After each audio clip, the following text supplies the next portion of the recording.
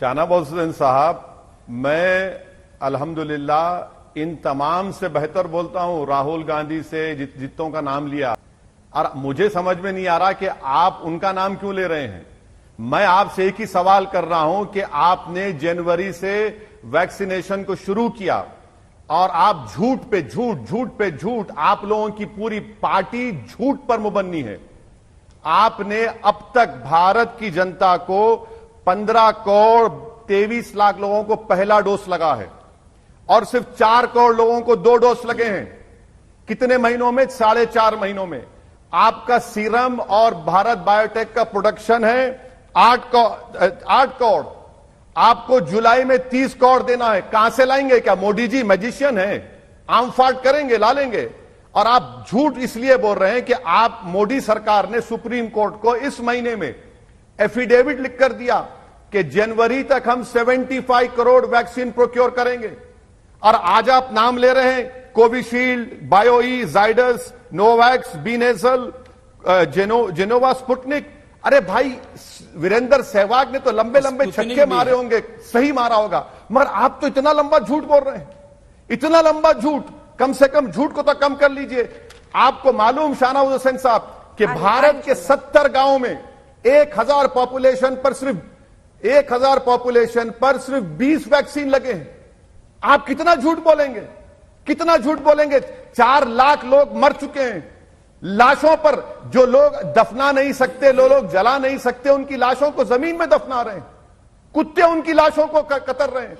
और वो लाशें किसी बाप की थी, किसी के बेटे की थी, किसी की मां की थी, जिसको देखकर आप और मुस्कुराते थे। बताइए आपकी सरकार क्या कर रही है?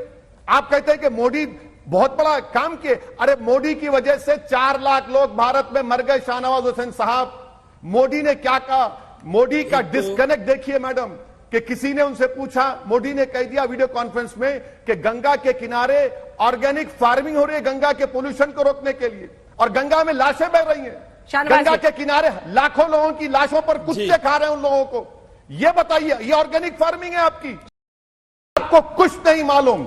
आपकी हुकूमत महल में बैठकर हुकूमत कर रही है, डिस्कनेक्टेड है आप मासिस से। निकलिए, ख्वाब गफलत से निकलिए, हकीकत में आइए। मोदी जी अगर वाकई में रेल के प्लेटफॉर्म पर चाय बेचे हैं, तो मैं आपके जरिए अपील कर रहा हूं कि मोदी जी देश के प्लेटफॉर्म पर आ जाएं, अपने महल से निकल कर देखें कि आज भारत का गरीब परेशान है। ऑक्सीजन आपने दिया, दिल्ली हाईकोर्ट के बोलने पर ऑक्सीजन मिला। कितने लोग ऑक्सीजन के लिए मर गए, कितने दवाखाने बताऊं आपको।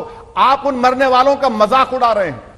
पहली बात तो यह है कि मैं आंकड़ा दे दूं, और इस आंकड़े पर आप मुझ पे अगर मैं गलत हूं तो आप वैसे साहब टोकने का हक है आपको। अभी तक जो है 22.46 करोड़ से अधिक वैक्सीन केंद्र के जरिए राज्यों को दिए जा चुके हैं, पहली तो बात। और हमने जो कहा कि दिसंबर तक 216 करोड़ खुराक लग जाएंगी, ये मैंने आपको कहा। आपको अपनी सरकार के स्टेटमेंट पर भरोसा करना चाहिए। दूसरी बात, आपने कहा मोदी महल से निकले, और वैसे साहब महल में तो माशाल्लाह हैदराबाद में आप रहते हैं। वो जो प्रधानमंत्री जी हैं, वो एक तो गरीब का बेटा, उन्होंने तो महल कभी देखा ही नहीं। वो तो एक खिदमतगार हैं, वो तो खादिम हैं, वो तो सेवक हैं, वो दिन रात लगे हैं। अगर वजीर आजम की कुर्सी पे हैं तो आपको बहुत दर्द है, और उनके मन में दर्द नहीं है, उनका दिल नहीं दुखता। क्या सिर्फ आपको ही दर्द होता है, हम लोगों को नहीं होता?